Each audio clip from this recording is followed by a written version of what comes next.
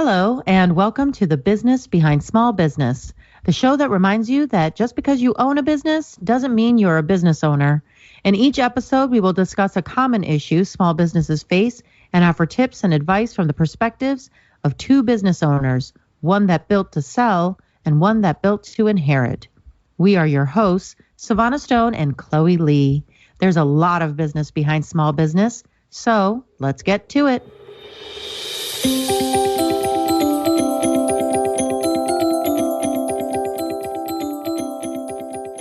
Thank you for joining me, Chloe. Thanks for having me. So this is going to be great. I am really excited about our podcast. We have a lot to talk about and we have a lot to offer everyone, but I think it's important for us to get into the background, our origin story, as to what inspired us to start this podcast. For me, it was an idea that I had been tossing around for a while, and I knew that I wanted to do one, but I didn't know that if I wanted to do one alone. And I have a lot to bring to the table, but I didn't want to sit at that table by myself. So thank you for inviting me over then. Yeah, absolutely. So I can speak for myself as to what inspired me, but what can you say that inspired you? Well, I think it's just getting an opportunity to let others know what it's like. And like you say, nobody likes to be sitting at the table alone. I think that for myself, when I was starting up my business, I felt alone. Alone, such a lonely island. And then it got even worse feeling alone when you hire employees. Yes. And, I remember during that time, like, it's just, wanting to just not feel alone anymore, feeling like you're the only one pushing against the current, hitting the grind. And so, that's what I was hoping that, our podcast can do for other small business owners out there, to let them know that they're not alone and what they're going through is extremely normal. And, we're right there with them. Oh, yeah, I agree. And I think that sometimes when you are trying to figure out what your path is going to look like, you start to invest in books and workshops and all kinds of stuff and podcasts, of course. But for me, I always found that they gave me a view from so high up. Mm-hmm. And I didn't like that.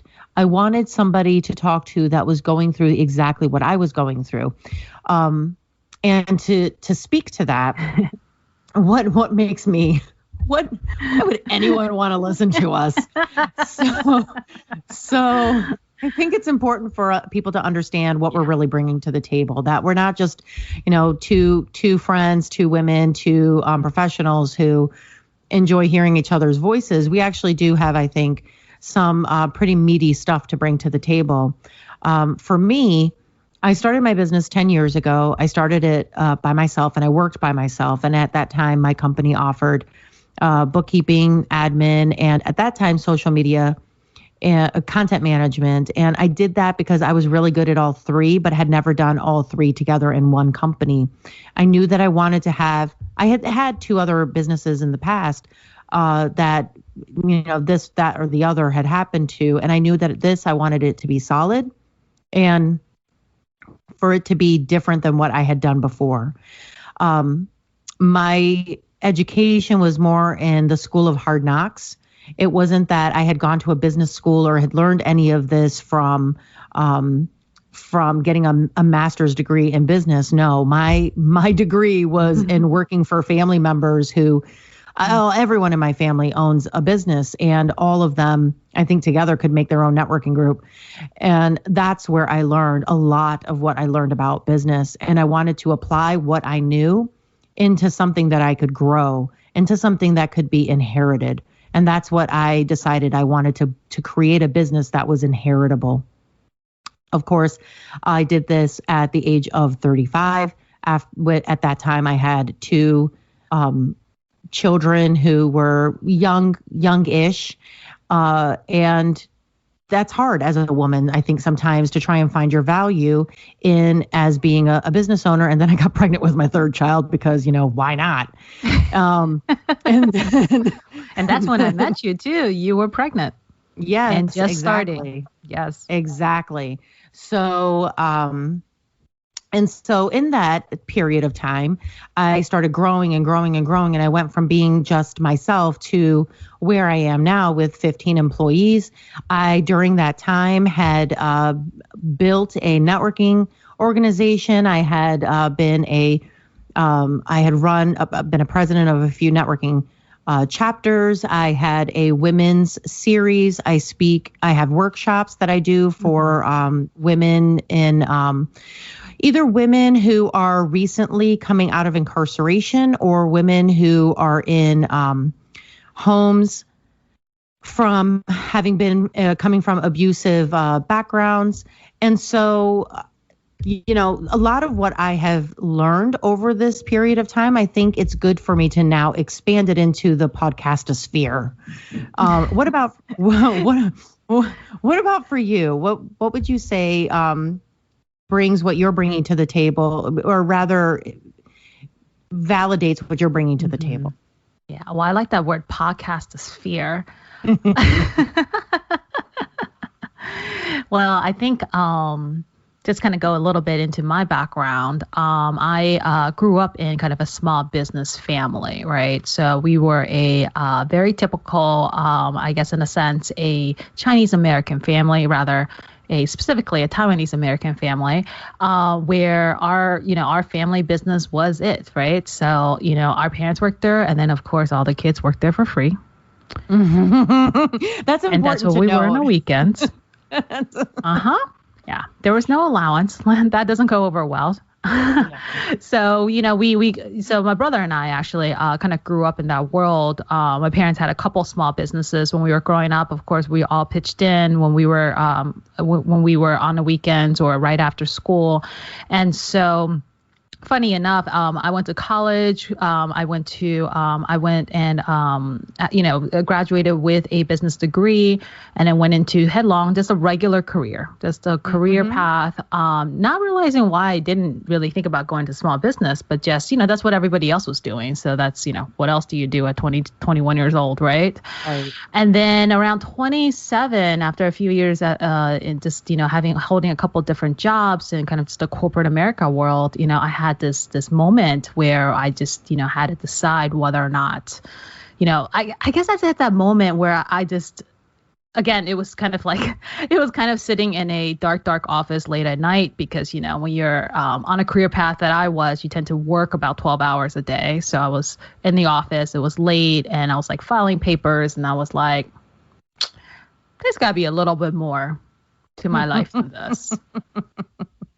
Right? Just a touch. Just a little. Just a touch.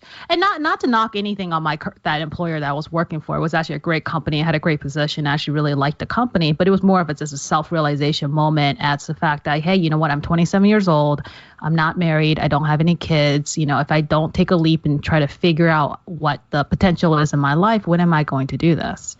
Right. And so that's exactly what happened is I, as easy as it sound was, and probably foolish now that I look back on it, I kind of promptly quit my job, and then kind of hung my shingles out.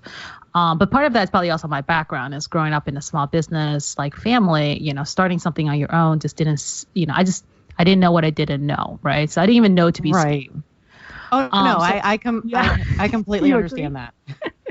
So sometimes that is a blessing, but it does come around. So let me tell you, the next 8 years was quite an education. After starting my business, I kind of did it a couple years for myself. And then about year 3, I started hiring employees. At some point, I got up to about 10 employees. And then last year, sold the business. And so, somewhere along the way, I kind of realized what I wanted to do, which is essentially to buy and sell multiple businesses and be a serial entrepreneur. So that's, kind of the path I'm on today. But I do feel like that is a different perspective to business. It's very, most everybody who start a business knows how hard it is. So certainly they want to stay in one for as long as possible. And I have this dream and idea that, I want to build and sell many times over. And so I think that, can, bring a different perspective to our listeners here. Just, just having a different vision than what the, I wouldn't want to say the norm, but I guess the more common idea about business, right? Well, and there are only two different types. Well, I guess there's three different types of businesses: the kind you inherit, the kind you sell, and the kind you shut down. Yes, there you go. Yes. Yeah, but I completely agree, and I think it's our different perspectives that are going to hopefully be bringing a lot to the table. And I'm with you there on. I grew up in an Armenian family, and in my family, going for us. Taking a path that was going to like a white collar path was absolutely frowned upon. Like, what are you talking about? That's not why we came here. But, pick up your bootstraps and start a business. What are you talking about? So, and so it was a little, I was 11 working in a jewelry store in Detroit because, why not? But I learned so much from it, and I worked and I've been working, from such a young age, but, it's not, the thing about it is that we're not unicorns, right? Like there are a lot of people who are like us, but the problem is that thankfully the two of us met. Because I can honestly say that there was a lot I didn't know that I didn't know. And you and I think over the years, learned a lot about business just from our individual experiences. But, you and I did not grow up together. So eventually we met. Well, we were definitely doing that thing that they call it where you're like flying a plane while you're building it. Yeah. Right? Oh, and that's sure. how it feels exactly from day one. No matter how much experience you have, even through osmosis or through your experience, like there's nothing like being the founder of your own business and trying to build something. Oh, yeah. Yes. Oh, yeah. You're always trying to figure it out. Absolutely. And I remember when we met, you and I met probably right around the time that I started my company, because I think I was pregnant with my current 9-year-old when I met you. And exactly. 9 years ago. Exactly. Yeah. So I think we bonded over a cup of coffee, and we had met at a networking event, one of those exhaustive networking events. But I think we recognized something within each other. And what I found so unique about you was that you already knew that you wanted to build a business to sell. And I thought that was fascinating. How could you know that is what I was thinking to myself. But in the meantime, I already knew that I wanted my company to be an inherited business. Right. Legacy business. Oh, absolutely. And to be frank, I don't necessarily mean, when I say a legacy company, I don't mean that one of my kids is going to take it over, because no, you're not just going to take my company. No, I mean, like, I want it to be something that I can bequeath to someone I feel is going to take it to the next level and continue to be involved in some small way. Yeah. But you do need to build it differently, right? Like I have to build it differently than the way you did in order to sell yours. There's some crossover, but there are slight differences depending what your end goal is for your business. Absolutely. And those advantages and disadvantages, the points and counterpoints, are all things that we're going to be bringing to the table. And throughout the time that we will be creating these episodes, that's what we will continue to have in mind is, what is the point of view of someone who built to sell, and what is the point of view of someone who built to inherit? And even better, now is like the perfect time for us to start this podcast, because we're still pretty close into the action. You're still in the throes of your business. I had just freshly sold my business, but the stories are still alive in our heads. The lessons are still real. We're still, kind of quote unquote in the fight. We're still in the grind every day, and we're still, just living this life. So we feel like, talking about it now while it's fresh, while we're still close to the ground, to the action, this is the best time for all of our listeners out there who, most likely are in the same place. Yeah.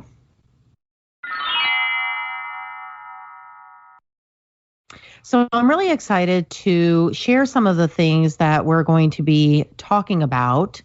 And like I said, our episodes are going to be centered around the idea of, or rather from the point of view of someone who built to sell and someone who is building a legacy company. And so some of the things and the challenges, some of the experiences that we've had and some of the challenges that we've experienced. So some of those podcast episodes are going to be about identifying toxic clients and knowing when to fire them. So how to take steps to detach your business from your home. Ghosted. What to do when a client owes you money. Why do I need an admin? Why and when would your company need an HR? Why you shouldn't start a business and what to expect when running a business, pulling in 10K, 100K, a million and 10 million of top line revenue. And one of my favorites, sole proprietor, LLC, S Corp, C Corp, what you should be and when. I can say from my background and particularly yours, I found often that businesses did not know how to classify themselves. And so this is going to be really good for us to examine and to explore a bit. But how would you say that we came up with that list? Yeah, so I think we kind of really went deep a lot into our experiences, actually real life experiences, drawing on, just things we've encountered, people we've encountered, situations we've encountered with both of us. Like, I think we came up with a list that's like prescriptive as well as inspirational. Sometimes you need a little bit both in your life, especially if you're running a business, depending on which day it is and what time we're asking you, right? Mm-hmm. Yeah. I think a lot of it draws from kind of our personal experiences in running a business and just also, the people we've encountered and the stories we've heard ourselves from other business owners. Mm-hmm. So a lot of how-tos and also whys and what's in there as well. Really a lot of topics between you and I. Yeah. And it's not just going to be about topics. We're going to be using a few historical or famous examples of that bootstrap processes that will coincide with whatever our topic is in that episode, so that you can kind of anchor a real life person, or rather a more Googleable person. You're coming up with all the good words that today. is a clear example of what we're discussing. We'll bring in some guests. We'll discuss some little known facts, and we'll do more. Just stick with us and we'll teach you things. That's right. All right. So, at the end of the day, all we're here to do is really just provide like the best tools possible for kind of this uphill climb that we're all on right now. And of course, who better to do it than two women who's done it, doing it, and still plan to do it again.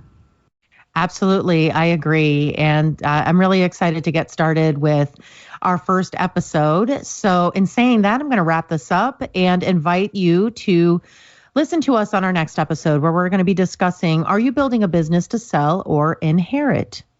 In the meantime, thank you for your time, and we'll see you then. See you later.